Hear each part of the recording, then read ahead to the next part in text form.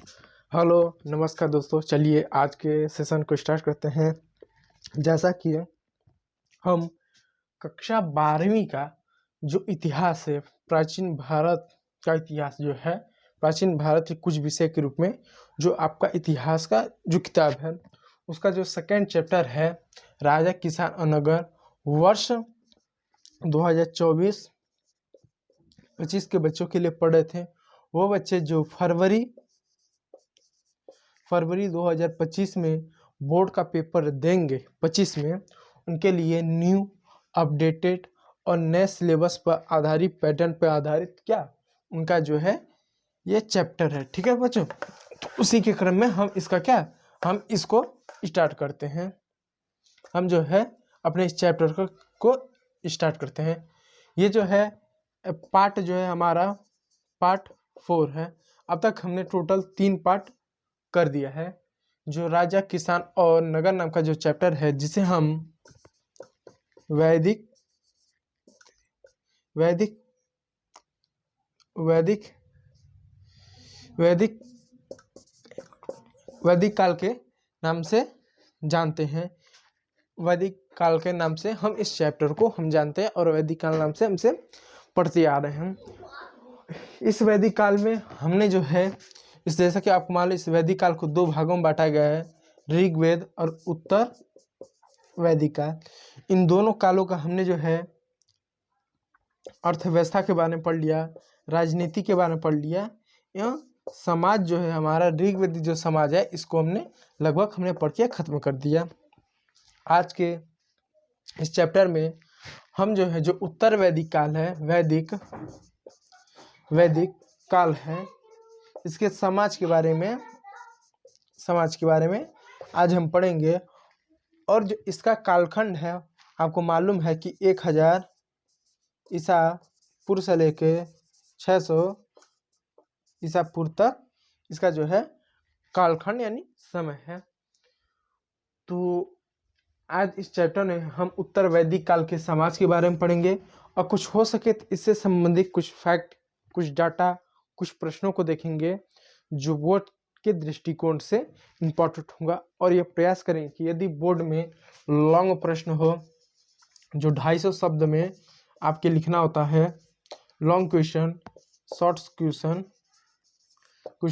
जो 150 या 120 शब्द के में लिखना रहता है, यह प्रश्न अगर वैदिक काल में पूछे या उत्तर वैदिक काल के समाज की आधारित प्रश्न हो, संस्कृति आधारित प्रश्न हो, तब आप आसानी से उसको लिख सकें, इसका यह उद्देश्य रहेगा।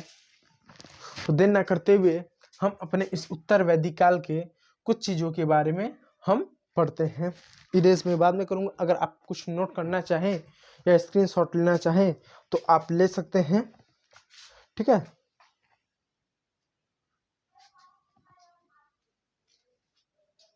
ठीक है। आप जानते हैं जो आपका वैदिक काल था, इस वैदिक काल में वर्ण व्यवस्था का आधार जो था,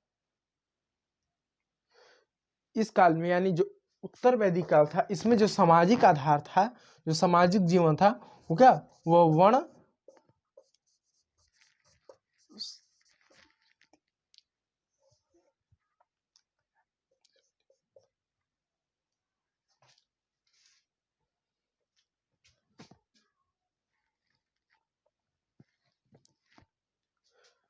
ठीक है, तो वर्ण व्यवस्था था। तो कहने का मतलब दोस्तों, जो उत्तर वैदिक काल है, इस उत्तर वैदिक काल में जो सामाजिक आधार यानी जो सामाजिक जीवन रहा, जो खान पान रहा, जो वेशभूषा रहा, जो भाषा रहा, जो संस्कृति रहा, जो विचारधाराएं रहे, विवाह के चीजें रहे, कर्म कांड रहे, शिक्षा रहा, जो कुछ भी रहा, वो क्या रहा, ये वर्ण व्यवस्था पर आधारित रहा कि कोई व्यक्ति किस तरह के कार्य करेगा, वो वर्ण पर आधारित था।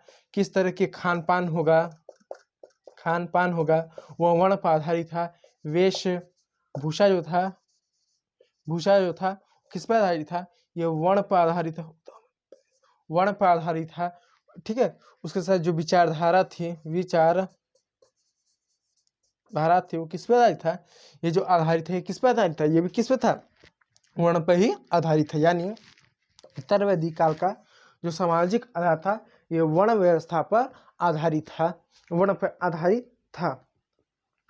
4 वर्णों का उल्लेख मिलता है। जो उत्तर वैदिक काल है इसमें क्या 4 वर्णों का उल्लेख मिलता है, जैसे ब्राह्मण, क्षत्रिय, वैश्य, शूद्र।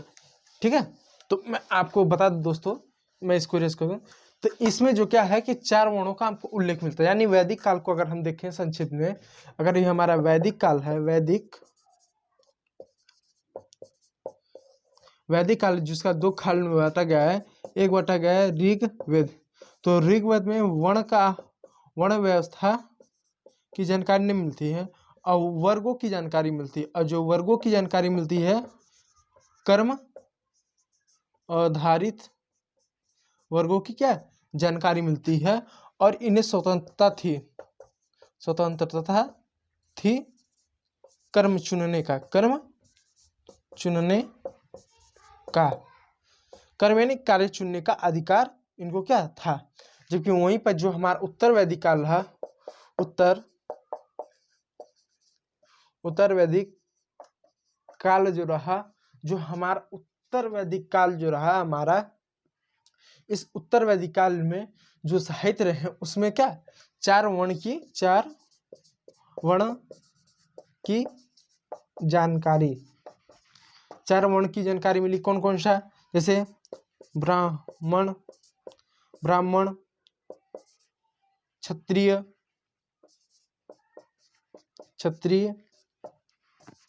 वैश्य यानी व्यापारी वैश्य, और शूद्र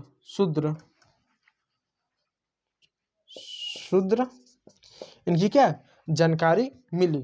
ठीक है, इसमें वर्ण व्यवस्था का कोई वर्ण व्यवस्था नहीं, इसमें वर्ण व्यवस्था क्या नहीं था, इसमें वर्ण थे, और जो कार्य थे किसमें थे, जन्म आधारित थे। यानी ऋग्वेद में किसी प्रकार के वर्ण की जानकारी नहीं मिलती थी, जो भी कार्य होते थे वो उस पर स्वतंत्रता थी, चुनने की स्वतंत्रता थी।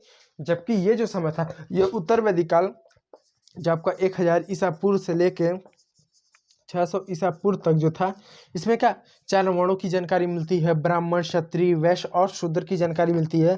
साथ साथ जो भी कार्य थे वो जन आधारित थे, यानी जैसे बढ़ई का बेटा केवल बढ़ई का कार्य कर सकता था, सोनार का बेटा सोनार का ही कार्य कर सकता था, तो शिल्पी का बेटा शिल्पी का काम कर सकता है, मूर्तिकार का बेटा मूर्तिकार का काम कर सकता था, इत्यादि क्या यही क्या कार्य लोग कर सकते थे, इसके सिवा कोई अन्य कार्य नहीं कर सकते थे। इस उत्तर वैदिक काल में यहाँ की वर्ण व्यवस्था कुछ इस प्रकार थी। मिलता है चारों के कर्तव्यों का उल्लेख मिलता है, ब्राह्मण का कार्य पूजा पाठ अध्ययन कराना। ठीक है, अब इनके वर्णों के बारे में देख लीजिए। जो ब्राह्मण थे इनका क्या काम था, इनका केवल समाज में 2 ही काम था, एक था पूजा पाठ कराना, दूसरा क्या था शिक्षा देना। यानी शिक्षा देना और पूजा पाठ कराना, इनका ये 2 कार्य था। जबकि वहीं पर जो क्षत्रिय था उसका क्या काम था, उसका काम था शासन करना। जो क्षत्रिय था, यानी मैं लिख दूं जो ब्राह्मण था, यानी जो ब्राह्मण था इसका काम था पूजा पाठ, और क्या था शिक्षा देना।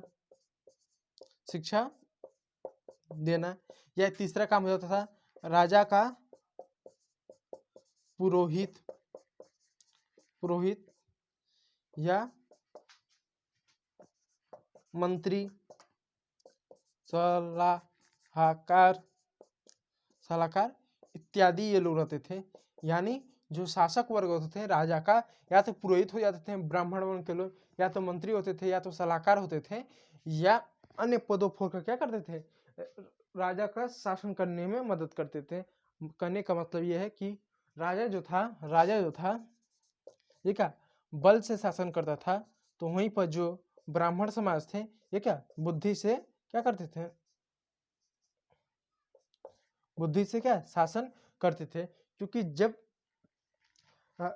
राजाओं का जब उद्भव हुआ तो प्राचीन समय में क्या जो हमारा सनातन धर्म जो हिंदू धर्म था, तो उस समय जितने भी नियम कानून कायदे होते थे सब क्या थे धर्म आधारित नियम कानून कायदे होते थे।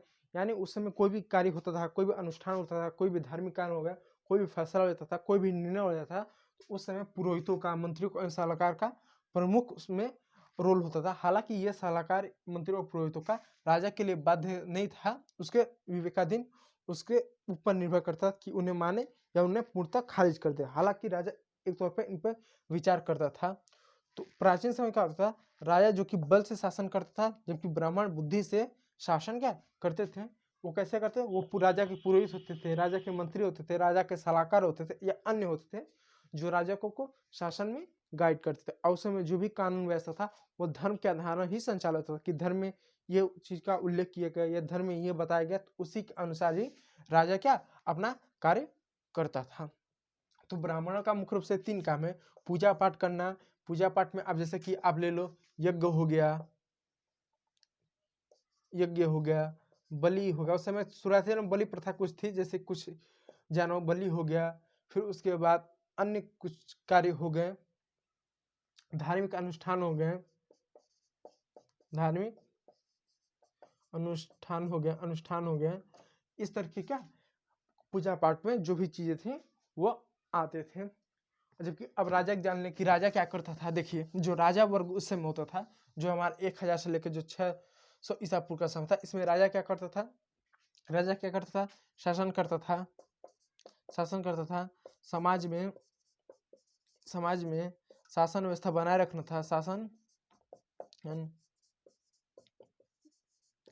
व्यवस्था बनाए रखना था, कर लेना, न्याय करना, कर लेना, न्याय करना। और क्या काम था, न्याय करना, राज्य की सुरक्षा करना, राज्य का सुरक्षा करना, राज्य का विकास हो गया, राज्य का विकास, जन कल्याण इत्यादि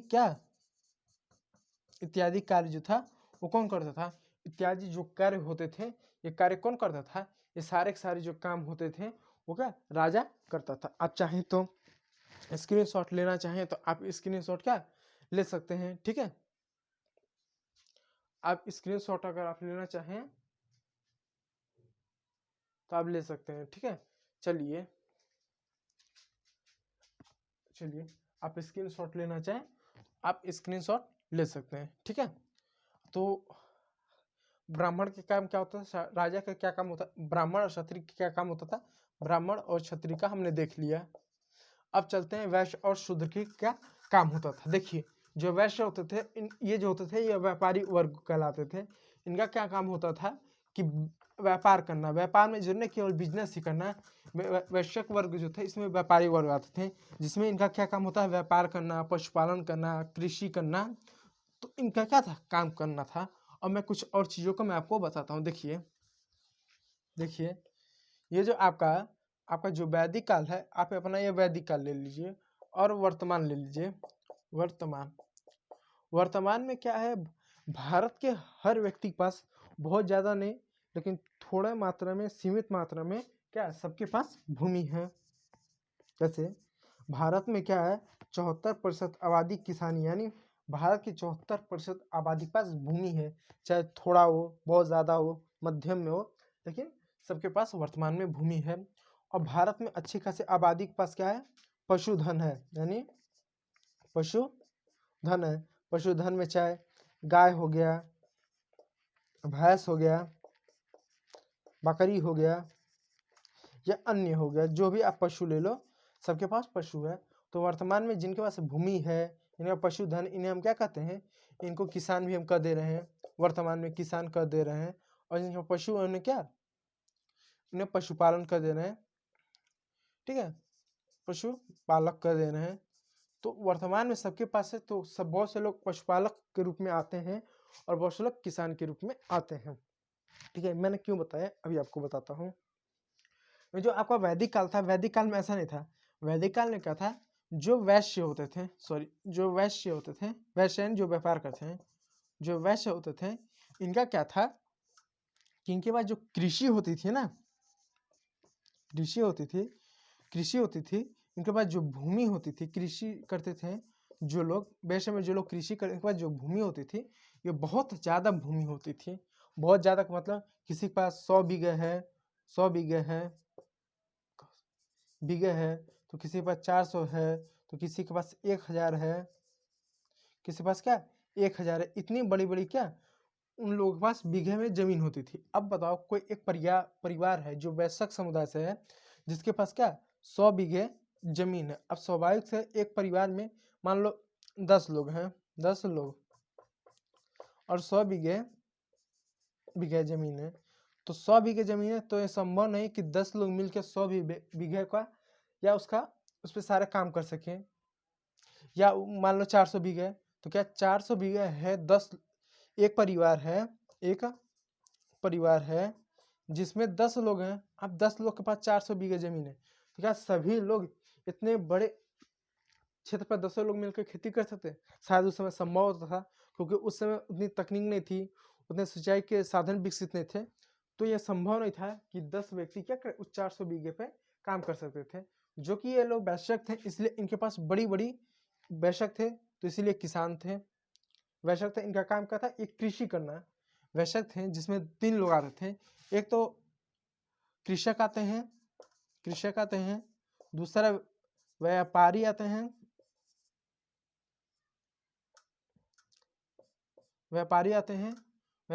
और तीसरा आते हैं पशुपालक। ये 3 आते थे, ठीक है, इसमें 3 लोग आते थे। तो जो कि वैश्यक है, तो वैश्यक में जो कृषक होते थे, इनके पास कृषि के लिए बहुत ज्यादा भूमि होती थी।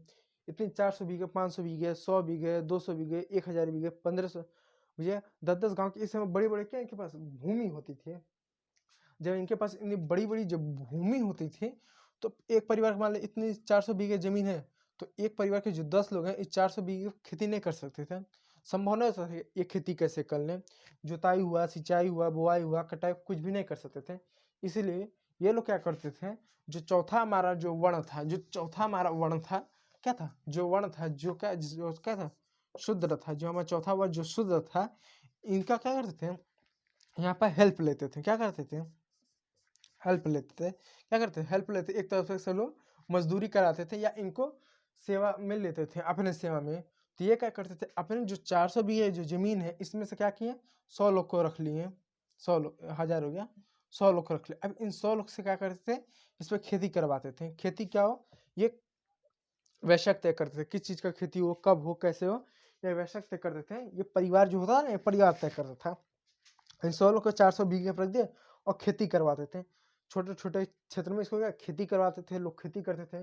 कोई गेहूं उगा रहा है कहीं पर, कोई जौ उगा रहा है, तो कोई जौ उगा रहा है, तो कोई मटर उगा रहा है, तो कोई अन्य चीज उगा रहा है, कोई साग सब्जी उगा रहा है, इनसे उगाते थे।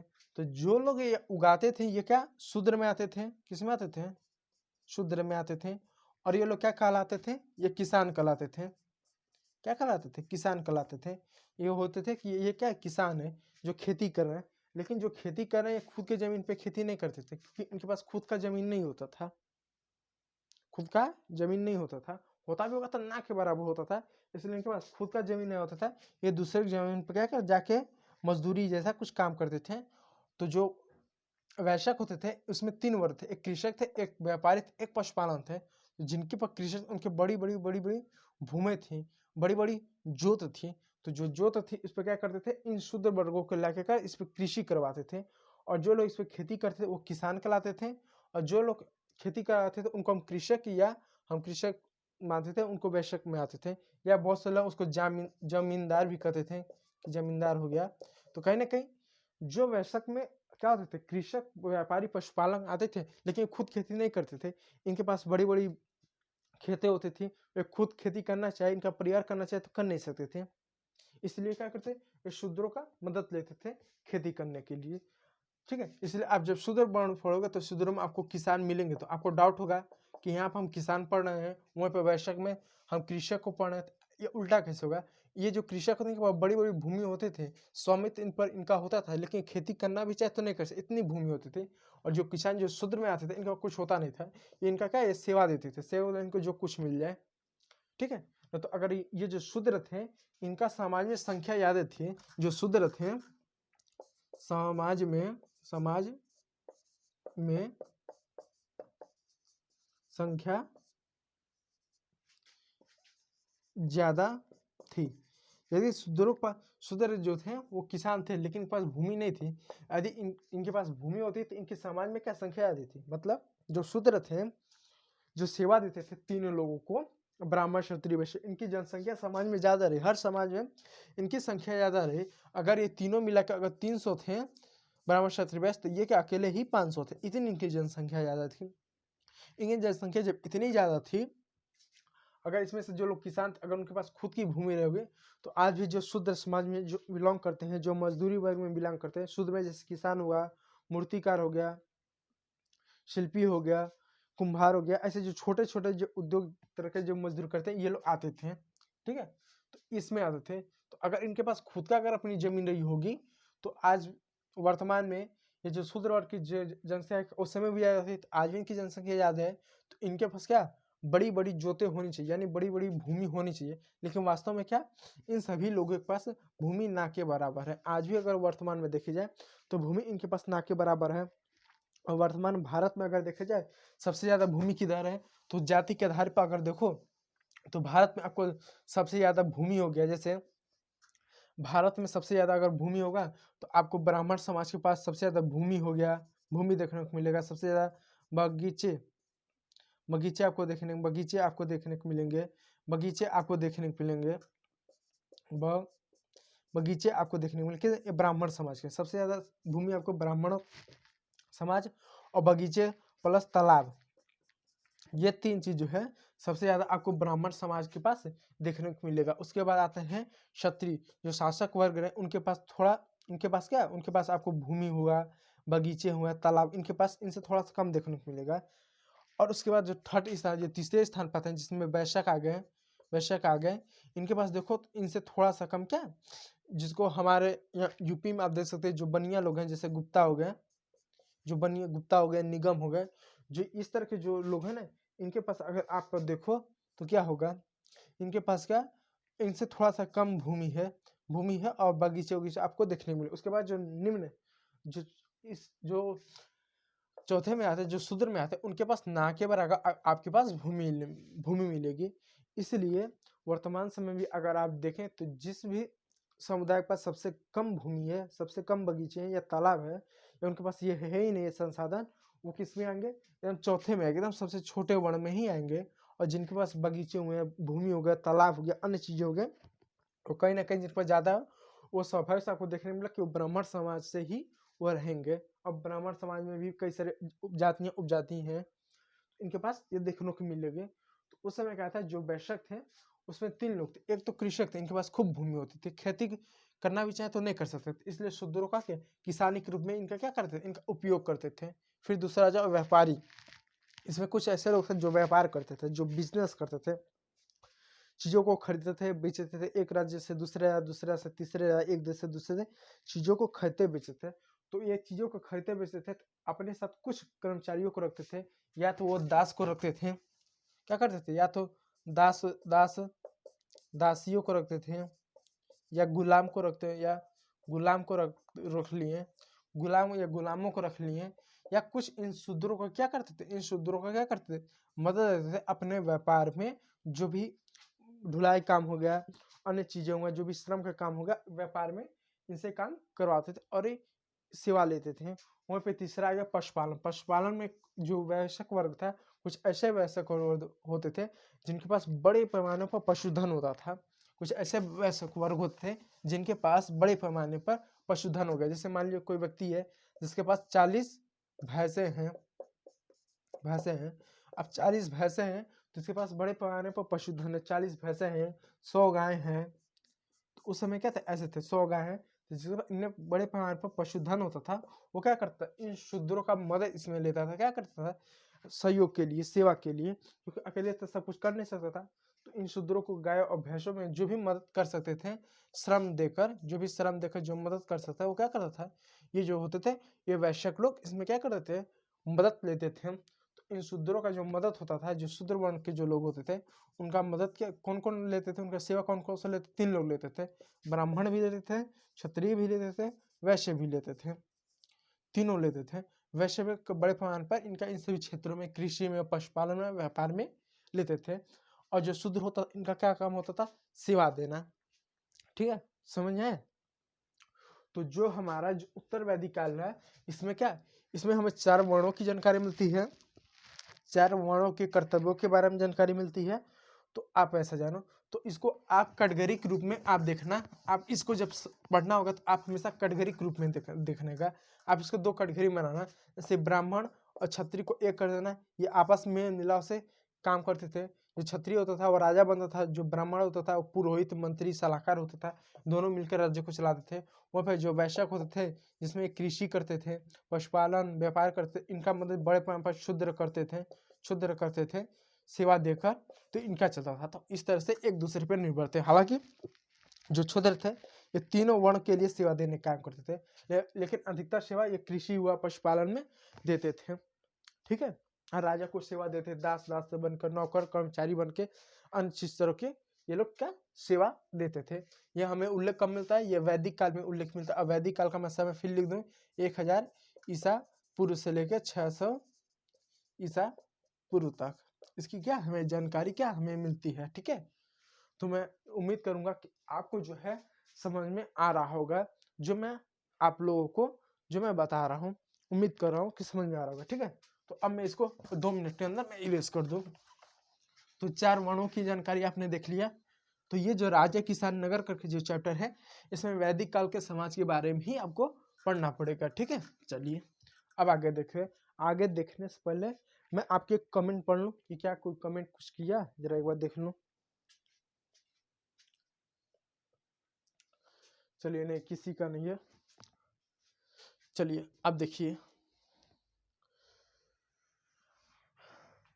ठीक है, अब वर्ण व्यवस्था का आधार कर्म था ना कि जन्म था, यानी जितने भी वर्ण व्यवस्था का जो आधार था,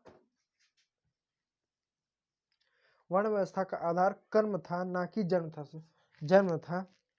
जन्म सिद्धांतिक तौर पर विभिन्न व्यवसायों के बीच भेदभाव का प्रचलन था, यानी वर्ण व्यवस्था का आधार कर्म था ना कि जन्म। यानी उत्तर वैदिक काल में भी क्या था, जो भी कोई कर्म करता था उसका आधार था, एक मिनट, कर्म ने वर्ण में कर दो। उत्तर वैदिक काल में जो भी वर्ण थे, जैसे ब्राह्मण, क्षत्रिय, वैश्य, शूद्र, यानी ब्राह्मण, क्षत्रिय, वैश्य और शूद्र, जो ये वर्ण थे, इन वर्णों का जो काम था यानी जो कार्य था, यह जन्म आधारित नहीं थे, यानी जन्म आधारित नहीं था, आधारित नहीं था, यानी जन्म आधारित यहाँ में नहीं था। यानी पूरे वैदिक काल में जो पहले तो ऋग वैदिक काल में वर्ण की जानकारी नहीं मिली, वर्गों की जानकारी मिली, यहाँ पर आते हुए 4 वर्ण की जानकारी मिली। अब चारों वर्णों की जब जानकारी मिली तो जो वर्ण हुए, इन वर्णों का जो कार्य था यानी जो काम था कि कोई क्षत्रिय काम करेगा, कोई वैश्य काम करेगा, कोई शूद्र का काम करेगा, ये क्या, ये जन्म आधारित नहीं था। यानी जैसे मान लीजिए किसी के पिताजी हैं, अगर वो क्या करते हैं, किसान का काम करते हैं, यदि उसके बेटे के पास अगर योग्यता है तो क्या वो क्षत्रिय का काम कर सकता था, क्षत्रिय बन सकता था। यदि मान लीजिए कोई क्षत्रिय का, यदि वो ब्राह्मण का काम यानी पढ़ने पढ़ाने का काम या पूजा पाठ का काम करना चाहता था तो काम कर सकता था, इसकी स्वतंत्रता थी। ठीक है, तो कोई व्यक्ति क्या काम करे ये उसमें जन्म आधारित नहीं था, यानी सबको स्वतंत्रता थी वर्तमान की तरह। कि जैसे किसी पिताजी सोनार का काम करते हैं, तो अगर उसका बेटा डॉक्टर का काम करना चाहता है, वैद्य कर सकता है। ठीक है, कर सकता है, तो उस तरह भी क्या स्वतंत्रता थी। लेकिन इसके बावजूद क्या था, विभिन्न क्या विभिन्न व्यवस्थाओं के बीच भेदभाव थी, यानी उसके बाद भी विभिन्न व्यवस्था था वो क्या था, जो व्यवस्था था वो क्या भेद भाव था। यानी जो विभिन्न व्यवस्था था उसके पीछे क्या था, विभिन्न जो व्यवस्था था उसके पीछे भेद भाव था। ठीक है, तो जो भी व्यवस्था था उसके पीछे भेदभाव भी था। अब जानते हैं जब 4 वर्ण थे, 4 वर्ण होने के बाद भी सबको स्वतंत्रता थी कि जो व्यक्ति जो कार्य करना चाहे वह कार्य कर सकता था, लेकिन उसके बावजूद भी क्यों व्यवस्था में भेदभाव था, ऐसा क्यों था। अब वो देखिए, भेदभाव का प्रचलन नहीं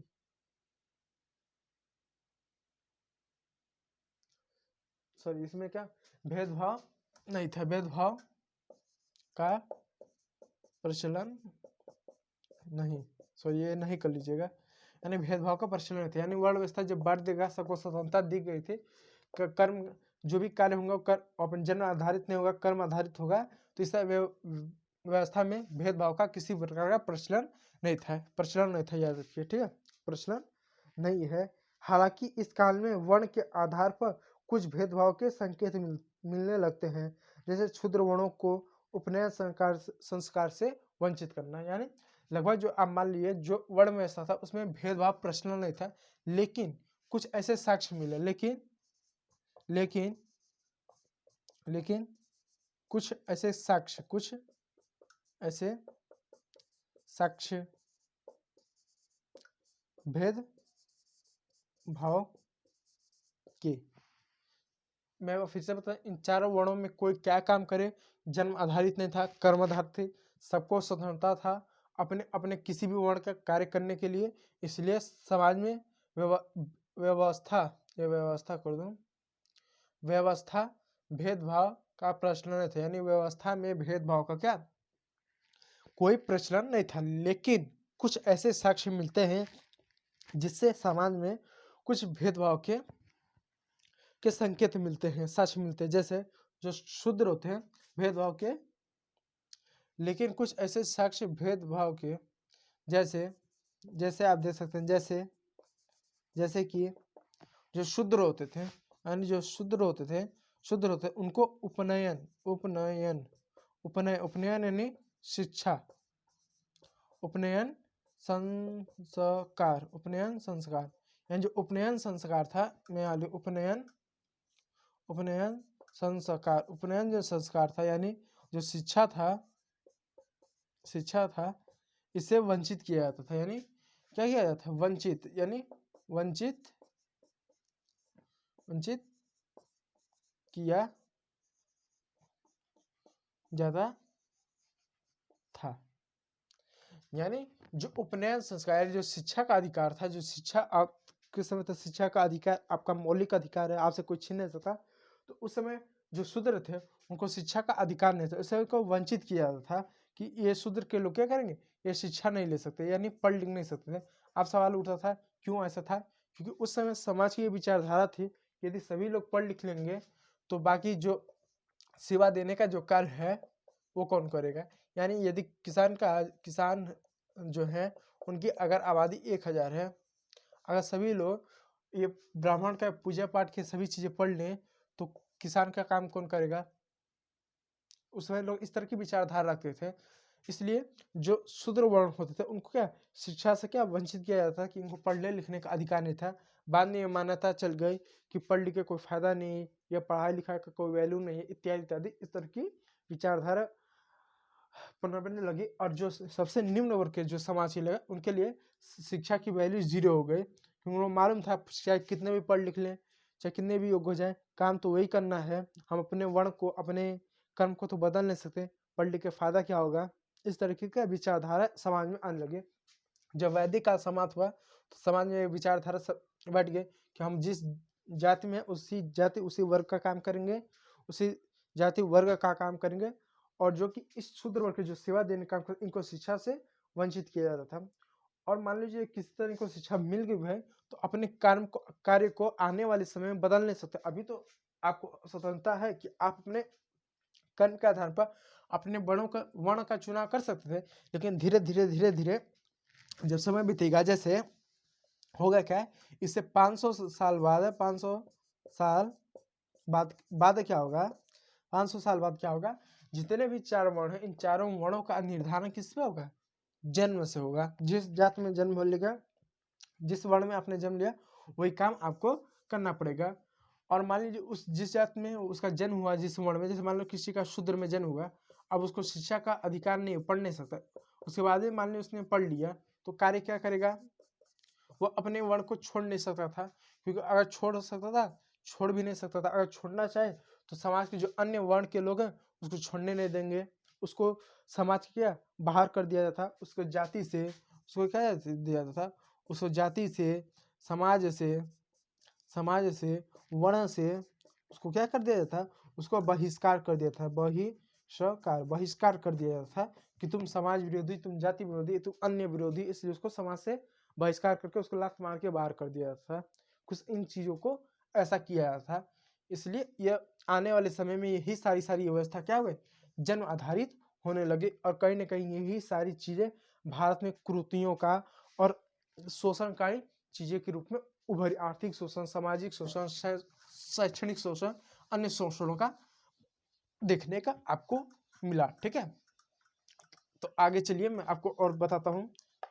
तो ये वैदिक थे। एक बात आप इतना याद रखिएगा, जो आपका वैदिक काल था जिसमें ऋग्वेद काल में वर्ण की कोई जानकारी नहीं मिलती है, वर्गों की जानकारी मिलती है, लेकिन उत्तर वैदिक काल में वर्ण की जानकारी मिलती है।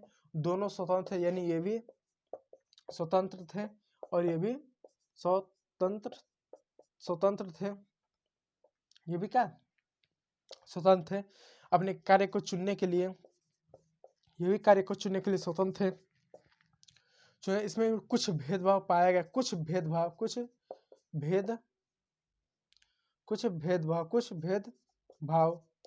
इधर भी कुछ भेदभाव, इधर भी कुछ भेदभाव। जैसे यहाँ पर क्या भेदभाव था, जैसे कि यहाँ पर आर्य और अनार्य पाए गए। अनार्य थे जो चपटी नाक वाले थे, पणी थे, दास थे, दासियों जैसे उल्लेख होता था। इन्हें पशु चोर के रूप में भी माना गया और इन्हें पूजा पाठ करने का कोई अधिकार नहीं था, ये पूजा पाठ नहीं करते, कुछ इस तरीके के थे। जबकि यहाँ पर क्या शूद्र आपके पाए गए हैं, जिनको उपनयन संस्कार शिक्षा का अधिकार नहीं दिया जाता था। इस तरह की चीज आपको देखने को मिलेगा। ठीक है, देखने को आपको मिलेगा। ठीक है, अगर आप स्क्रीनशॉट लेना चाहे तो ले सकते हैं। चलिए ठीक है, अब मैं इसको क्या करता हूँ, इरेज कर देता हूँ।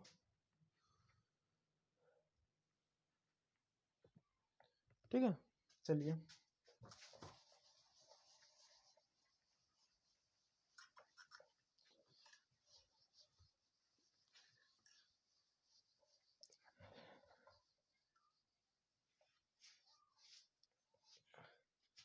ठीक है, अब आइए आगे देखिए। साहित्य में दास एवं दासियों का उल्लेख, लेकिन उत्पादन कार्यों में इन्हें लगाए जाने का उल्लेख नहीं मिलता है। यानी जो उत्तर वैदिक काल था, जो आपका जो उत्तर वैदिक काल, देखिए जो वैदिक काल होता है आपका, जो वैदिक काल था इसको दो भागों में बांटते थे, एक ऋग्वेद, एक उत्तर वैदिक काल। ऋग्वेद क्योंकि यहाँ पर जो भी हमें जानकारी मिलती है वह ऋग्वेद से मिलती है, इसलिए इसको ऋग्वेद कालीन कहते हैं। जो आपको 1500 ईसा पूर्व से लेके 1000 ईसा पूर्व तक ये था। उत्तर वैदिक काल जो था 1000 ईसा पूर्व से लेके 600 ईसा पूर्व तक था।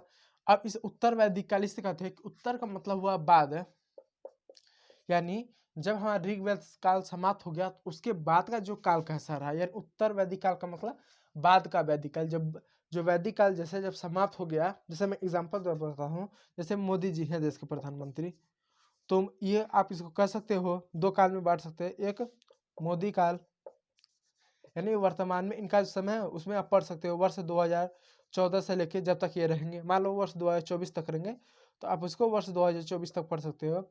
और दूसरा काल इनका होगा मोदी उत्तर काल। अब मोदी उत्तर काल जो होगा इसमें क्या होगा, जब मोदी जी नहीं रहेंगे या वर्ष 2024 में चले जाएंगे तो वर्ष 2024 से लेके वर्ष 2024 से लेके आगे तक का जो समय रहेगा उसके बारे में पढ़ेंगे कि जब चले गए तो फिर क्या हुआ। बस समझ में। तो ऐसा भी ये जो था वैदिक काल में, ये जो हमारा वैदिक काल था, इस वैदिक काल में ऋग्वेद से हमें जानकारी मिलती है, इसलिए मैंने इसको ऋग्वेद काल कहा। उत्तर वैदिक काल था। जब वैदिक काल समाप्त हो गया तो वैदिक काल समाप्त होने जो समय आया, ये ऐसा समय जिसमें धीरे धीरे चीजें बदल रही थी, तो उसके बारे में पढ़ते, इसलिए इसका नाम उत्तर वैदिक काल। कि वैदिक काल के बाद का जो समय आप पढ़िए कि वैदिक काल के बाद का समय, हमारा जो वैदिक काल का समय यही रहता है, और ये समय यानी वैदिक काल के बाद का समय। या वैदिक काल नहीं है, धीरे धीरे वो समय बदल रहा है, क्योंकि समय जब भी बदलेगा तो कुछ इस तरीके ऐसे ऐसे ऐसे बदलेगा। इस तरीके से नहीं बदलेगा कि यहाँ से ऐसा होगा ऐसा होगा। समाज में जब वर्ण आएंगे तो धीरे धीरे धीरे धीरे ऐसे ऐसे ऐसे ऐसे ऐसे आएंगे। ऐसा नहीं कि अचानक यहाँ पर वर्ण था, अचानक आ गया, अचानक चला गया, नहीं। ऐसे ऐसे अगर आया भी है तो धीरे धीरे वर्ण में ऐसा ऐसे ऐसे ऐसे ऐसे धीरे धीरे वो समाप्त भी होगा। आप इसे एक बार ऐसे समाप्त करना चाहो नहीं हो पाएगा, धीरे धीरे जाएगा, ठीक है। इसलिए मैं बता रहा हूँ। तो अब मैं आपको क्या बता रहा हूँ कि जो उत्तर वैदिक काल था, इस उत्तर वैदिक काल में क्या दास दासियों का उल्लेख तो मिलता है, लेकिन कृषि कार्य में क्या, कृषि कार्य में लगाए जाने का उल्लेख मिलता है। यानी एक बार फिर से आपको अगर बता दूं मैं, देखिए जो हमारा वैदिक काल था, वैदिक काल में जो ऋग्वेद काल था, उस ऋग्वेद काल में दास दासियों का यहाँ भी उल्लेख मिलता है। यानी वैदिक काल, ऋग्वेद, उत्तर वैदिक काल, उत्तर वैदिक। तो ऋग्वेद में दास और दासियों का उल्लेख तो मिलता है, लेकिन इनको क्या कृषि कार्य उत्पादन कार्य में लगाए जाने का उल्लेख नहीं मिलता। जब ये ऋग्वेद समाप्त होगी, जो उत्तर वैदिक काल आया, तो यहाँ भी दास दासियों का उल्लेख मिलता है, लेकिन इनको भी क्या उत्पादन कार्य में लगाया नहीं गया। तो यहाँ पर दास दासियों का उल्लेख, लेकिन उत्पादन कार्यों में लगाए जाने का कोई भी प्रमाण नहीं मिला है। उत्पादन कार्य जैसे पशुपालन हो गया, पशुपालन करे तो कुछ उत्पादन करोगे। आपके पास दास दासी है, आपके पास जैसे 100 गाय हो गए, आपके पास कोई दास है, उसको उसमें लगा दो, जाओ भाई गाय भैंसों को देखो, नहीं। जो दास थे वो क्या केवल अपने घरेलू काम का ही करवाते थे। मान लीजिए किसी के पास 500 बीघे खेत है, उसके बाद दासी हैं, तो उसमें नहीं लगा रहा कि जाओ खेत में काम करो, नहीं, बस तुम घर का काम करो, बाहर काम जो है ये सारे शूद्र करेंगे। क्या करेंगे? शूद्र करेंगे।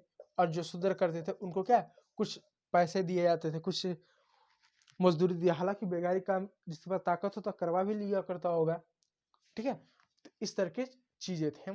यानी इस काल में भी अभी भी दास दासियों से उत्पादन कार्य में नहीं लगाया जाएगा। आने वाले समय में क्या होगा, जो दास दासी होंगे जिनको खरीदा और बेचा जाता था, इनको मालिक द्वारा कोई वेतन नहीं दिया जाता था। जो दास दासी थे इनको मालिक द्वारा कोई वेतन नहीं देता।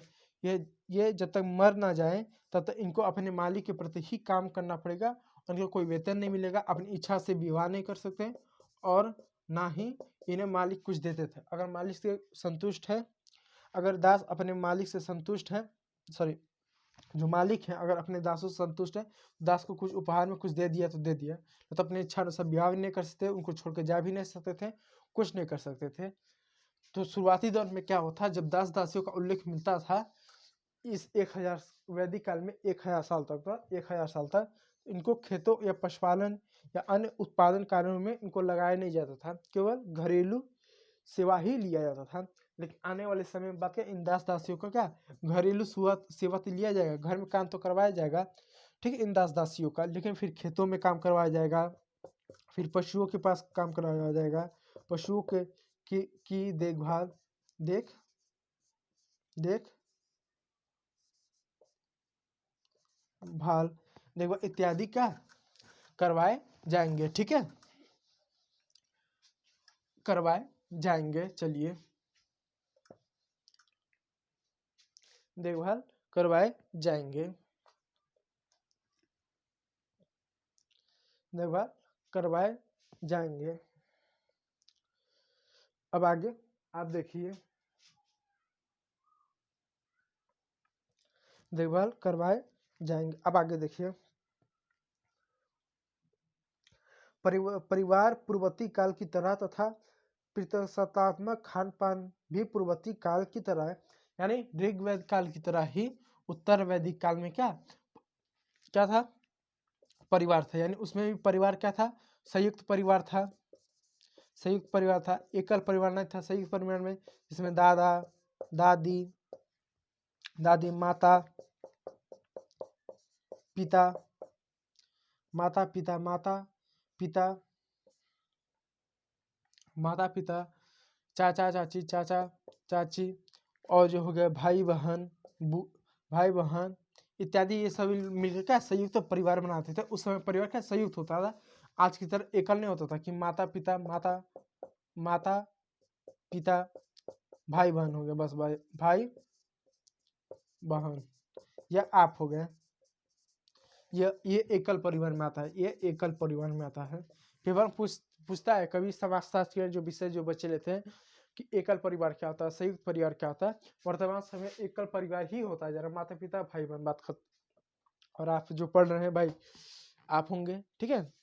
ऐसा तो उस समय परिवार क्या होता था, संयुक्त परिवार होता था। और उस समय सत्ता क्या थी, पितृ सत्तात्मक, यानी पितृ सत्तात्मक सत्ता थी। पितृ सत्तात्मक सत्ता थी, यानी जो भी घर में फैसले लिए जाते थे वो पुरुषों द्वारा लिया जाता था, पुरुषों द्वारा लिया जाता था, पुरुषों द्वारा लिया था, पुरुषों का ही फैसला सर्वमान्य होता था। तो वो जो परिवार था, जो सभा था, वो पितृ सत्तात्मक परिवार था। जबकि भारत में आप देख लो, गारो है, खासी है, जयंतिया है, ये जो परिवार है ये मातृ सत्तात्मक क्या है, समाज है। यहाँ पर क्या है, जो भी फैसले लिए जाते हैं वो महिलाएं लेती हैं, महिलाएं लेती हैं।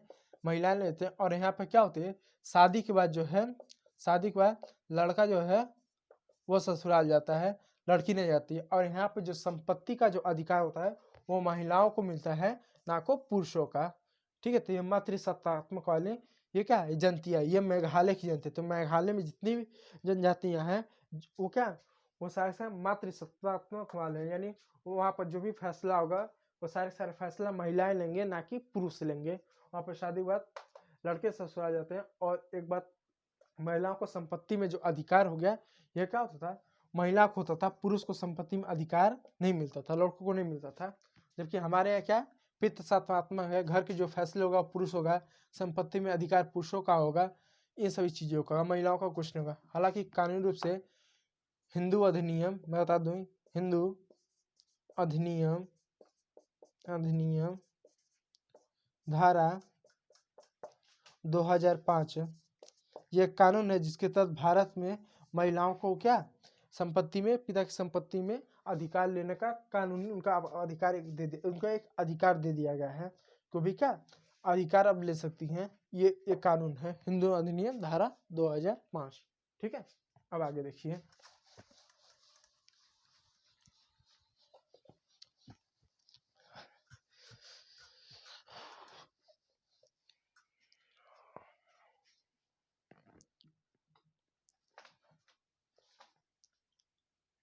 ठीक है। तथा आवासीय संरचना में कुछ सुधार के संकेत मिलता है। कई पक्की एवं कच्ची ईंटों के साक्ष्य, यानी जो ऋग्वेद था उसमें जितने भी घर होते थे वो क्या होते थे, कच्ची, मैं इसे अच्छे से लिख दूं, घर जो होते थे, यानी ऋग्वेद में क्या होता था, ऋग्वेद में क्या होता था, जो घर होते थे कच्ची ईंटों एवं लकड़ी के होते थे। यानी जैसे छत हो गया, लकड़ी को उस पर मिट्टी की लिपाई किया, इस तरह के क्या उस समय घर होते थे। जबकि उत्तर वैदिक काल में कुछ पक्की ईंटों के घर का साक्ष्य मिलता, कुछ पक्की घरों ईंटों के साक्ष्य या संकेत, ठीक है, संकेत मिलता है, ठीक है। साक्ष्यों के संकेतों के क्या कुछ संकेत मिलते हैं। आप इसको स्क्रीनशॉट लेना चाहे तो ले सकते हैं, मैं जरा साइड में हो जाऊं,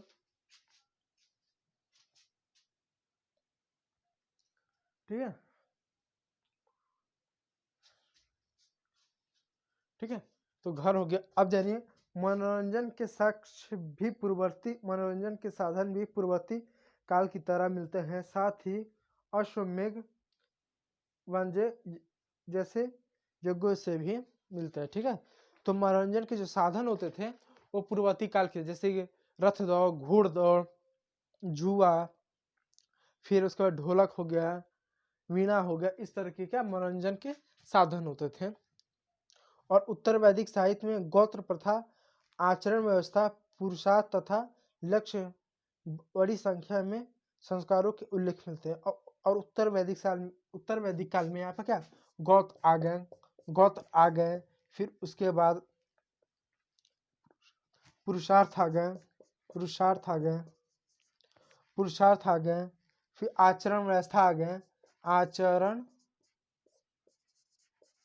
व्यवस्था आ गए कि ये गोत्र आ गए, पुरुषार्थ आ गए, फिर कुछ आचरण व्यवस्था आ गए, जिसे लोगों से उम्मीद की जाए कि आप इस तरह के आचरण रखें, आप इस वर्ण में हैं तो आप इस तरह के आचरण रखें। जैसे कि आप जब बालक हो तब ब्रह्मचर्य, फिर उसके बाद गृहिणी का, फिर कुछ समय के बाद आप जो है संन्यास जीवन, इस तरह के जीवन का आप आचरण रखें। इस तरह के क्या उत्तर वैदिक काल में क्या धीरे धीरे समाज में कुछ व्यवस्थाएं फैलने लगी। हम समाज में पढ़ रहे हैं, ठीक है, समाज में, ठीक है, की संख्या में संस्कारों का उल्लेख मिलता है। 4 प्रकार के आश्रम जैसे ब्रह्मचर्य, गृहस्थ, वामप्रस्थ और संन्यास, इस तरह के 4 प्रकार के, मैं लिख दूं 4 प्रकार के आचरण,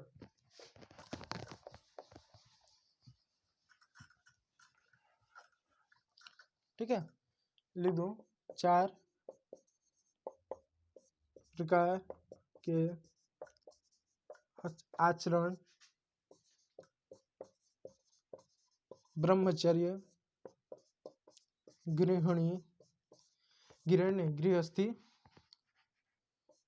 गृहस्थी, 1 2 3,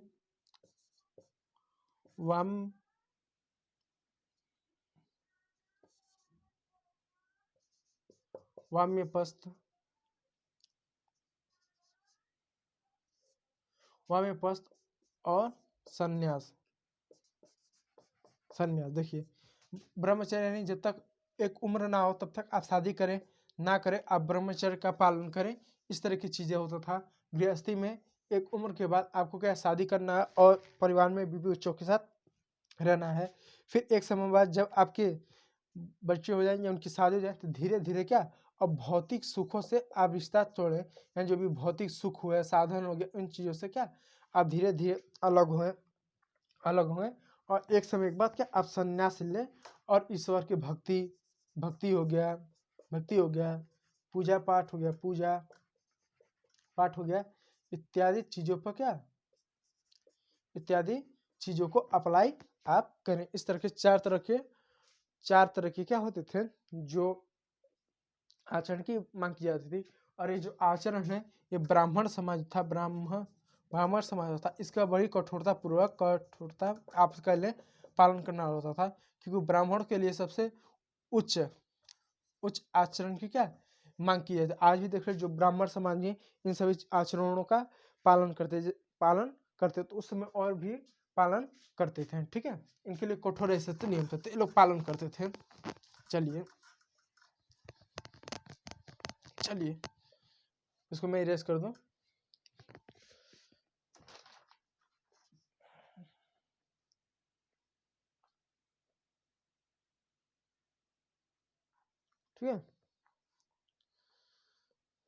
ठीक है, तो चलिए आज के मैं कहता हूँ सेशन में इतना ही। कल के सेशन में उत्तर वैदिक समाज के बारे में अन्य चीज़ों को देखेंगे। साथ में समाज में जैसे हमने जाति को देखा, जाति में हमने वर्ग को देखा, वर्ण को देखा, वेशभूषा को देखा, खान पान को देखा, मनोरंजन के साधन हमने देखा, उसके साथ साथ और हमने क्या देखा, मनोरंजन के साधन देखा, उसके साथ साथ हुआ विचार हो गया। अब अन्य चीज़ों को देखेंगे, जैसे धर्म हो गया, इस तरह की चीज़ों को भी अभी देखेंगे। समाज इन सभी चीज़ों को आपको पढ़ना रहता है। धर्म हुआ, विचार हुआ, वर्ग हुआ, वर्ण हुआ, वेशभूषा हुआ, खान पान हुआ, मनोरंजन हुआ, फिर आचरण हो गया, इत्यादि ऐसे बहुत सी चीज़ों को क्या धर्म हमें क्या समाज के बारे में पढ़ना रहेगा। तो कल के वीडियो में अन्य चीज़ों के बारे में देखेंगे और धर्म के बारे में भी हम कुछ जानेंगे। तो आज के वीडियो में बस इतना ही। Thank you for watching my video.